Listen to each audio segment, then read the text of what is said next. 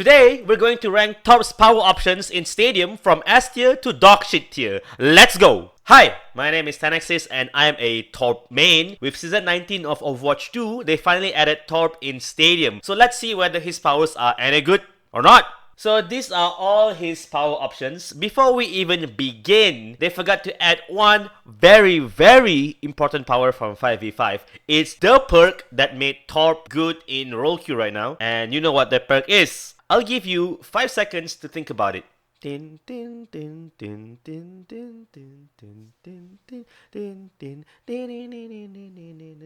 That's right! Where's my freaking anchor bolt? Without it, Torb's entire identity collapses. No, my entire identity collapses. So this is why every power for Torb in Stadium and Torb itself is dogshit.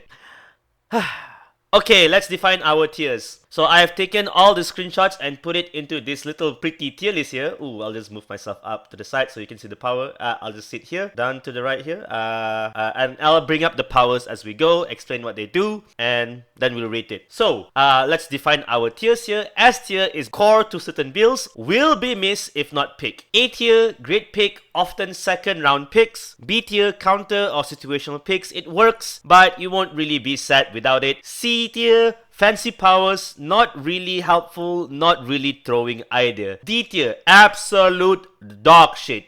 You are throwing if you pick this. Alright, let's get into the abilities. So ability number 1, all grown up. So I think this power is solid. It's basically overloaded turret from 5v5, but it doesn't solve or offer anything to fix Torb's key problem with turret placements. That problem is that flawed turret placements are always in a trade-off between coverage and survivability. Without Anchor Bolt, you either get wide coverage with insta-death spots or high survivability but low value spots. Never both, which then limits the value you can get from this power. So it's B tier. A very situational pick depending on your vibes. Positive reinforcement. 200 overhealth sounds kinda nice until you realize it doesn't really matter after round 2. Stadium's typical damage output scales in percentages, so this 200 HP overhealth will be outpaced by round 3. It needs to scale for it to matter, and the second point of this power is pretty much redundant. Who has the time to whack their turrets mid-fight in 2025 Overwatch? Unless you're in capture mode, you're barely going to be near your turret because the game now is so freaking mobile. At least the first half of this power is decent to combo with all grown up, but most of the time it's a C tier. Turriplets. Oh boy, this power is 100% without a doubt dog shit. If you pick this in any round, you are throwing. Turriplets sounds really good on paper. 3 turrets, but there are so many written and unwritten conditions in this power that it basically nerfed it to the ground day 1. 50% HP means you only have 100 HP per turret. At that health, a DPS can just give the turrets a wink and instantly. 66% attack speed is not that bad until you realize it is slower to lock after setup. And the most egregious nerf of all, and this is not written anywhere in the power, is that the 3 turrets cannot be banked. Unlike Symmetra, where turrets can be banked so you can toss up to 3 turrets, Turriplets can only hold 1 active charge at a time. In game, this means that you throw 1 turret and then it's a 6-second cooldown until the next one, and so on. In practice, basically means that you throw a turret, it gets destroyed immediately, then you sit there for 6 seconds with a thumb up your ass wondering why you picked this power in the first place. The first half of this power is so bad that you can just ignore the second half, but let's just read it anyway for posterity's sake. The second half says you can upgrade the turret with the hammer. Wow. Okay, if by some miracle 1 turret managed to survive, congrats. Now you can hammer it like it's 2016 Overwatch. The cherry on top of this absolute dogshit power, the upgrades only last 15 seconds, locking you away from helping your team with your primary fire or your overload buffs. This power needs a whole fucking rework. Absolute dog shit D tier. Magmini. I think Magmini is a very solid A tier power. You get 2 charges of Molten Core every time you overload, and you overload all the time. Molten Core lingers around, denies objectives, farm damage. What's not to like? It scales with ability power, so that means it's good into the late game. Solid power, A tier. Swedish Sauna.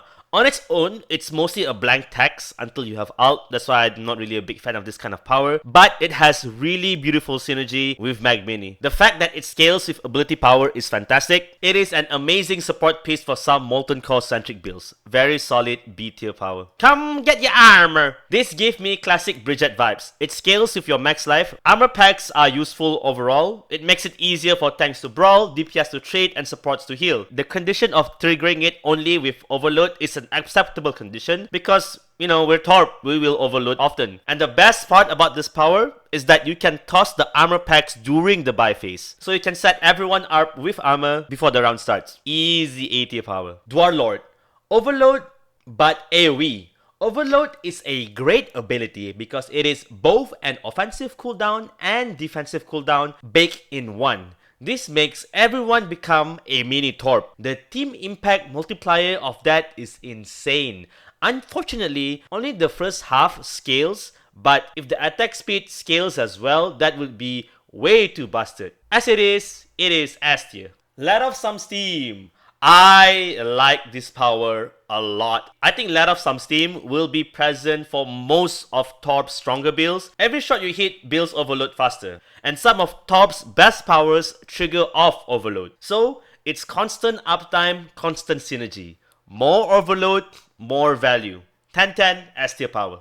I will even put it in front of Dwarlord because that's how much I like it. Blacksmith. Bonking your allies heals them. Funny, but why do you pick this when you have Come Get Your Armor or Dwarlord? Even if you are jacked up in weapon power, why bonk your teammates for 66% of hammer damage when you can bonk the enemy for 100%? I think the people who pick this power just wants to clown on the supports. It's BM, it's C tier. Forge in Fire. Mostly for the hammer time enjoyers, I find this power to be quite situational because most of the time as a Torb, you'll be poking with your turret or your primary fire. But I can see some use cases, like if everyone on the other side is a diver, and then you build something like Dwarlord, Forge in Fire, and Come Get Your Armor. It scales with max life, which makes it easy to synergize with the other tanky-centric powers, but I'm not a big believer in the Hammer Top build at the moment, B tier. Clock. You have your own personal Zenyatta, but only if your turret manages to live, and your turret and you have the same target in line of sight. As I mentioned, floor turrets always trade coverage and survivability. High coverage means it dies too fast to get the marking value, low coverage means no marks. Hence, I think it'll be hard to get consistent value from this ability. B tier. Riveting. A shotgun fire at every 5th rivet shot at 90% effectiveness. Basic, scales, unconditional, always online. Straight A tier power. And that's it, chat. That's the final tier list. Let me know what you think in the comments below. Either you agree or disagree. TLDR, I think overload builds will dominate. Turret builds will suffer. And Turriplets just need a fucking rework. Personally, I've been running a build focused around Let Off Some Steam and Dwarlord. It feels amazing. I love it. But I can see some alternative builds like Rivet with Overclock, or Magmini and Sauna, or Forge in Fire with Dwarlord. But all of these are overload-centric builds. None of the turret builds are viable. I will have my full Let Off Some Steam overload tech build video coming out. So if you want to be notified on that, please subscribe. And if you want to see this build live, or you just want to hang out with another Torb main, I stream Tuesdays and Fridays at twitch.tv/TENAXIS. And on this channel as well. Thank you for watching, and bye-bye!